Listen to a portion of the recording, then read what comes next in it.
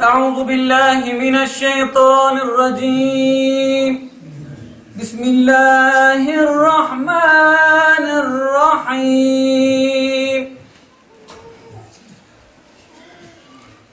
لقد صدق الله رسوله الرؤيا بالحق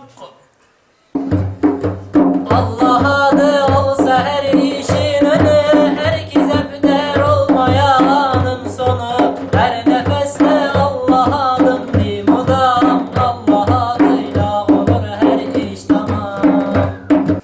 Sed piro sad padişah-ı enbiya, tenura kalbu cane evliya. Hamd olsun o Allah'a ki cehaletimizi, karanlığımızı, gecemizi Muhammed Mustafa ile aydınlattı. Biz ona ne kadar hamd edersek edelim muhakkak ki azdır. Bir mümin peygamberi nasıl sevmeli?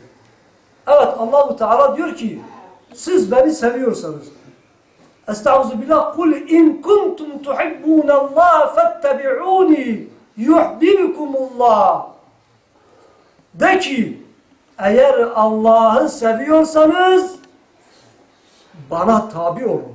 Bakın bu hitap peygamberedir. Bu ey Muhammed de ki o ümmetine de ki eğer siz Allah'ı seviyorsanız, ben Allah'ı seviyorum diyorsanız peygambere tabi olun. Bazen haftalarca yemeğini alıp haftalarca gelmiyor. Niye? Çünkü şöyle bir geçmişe döndüğümüz zaman kapkaranlık bir çağ. İnsanlar o kadar akılsız bir yaratık haline gelmiş ki taştan ve tahtadan, hatta helvadan yaptıkları putlara, taşlara tapıyor.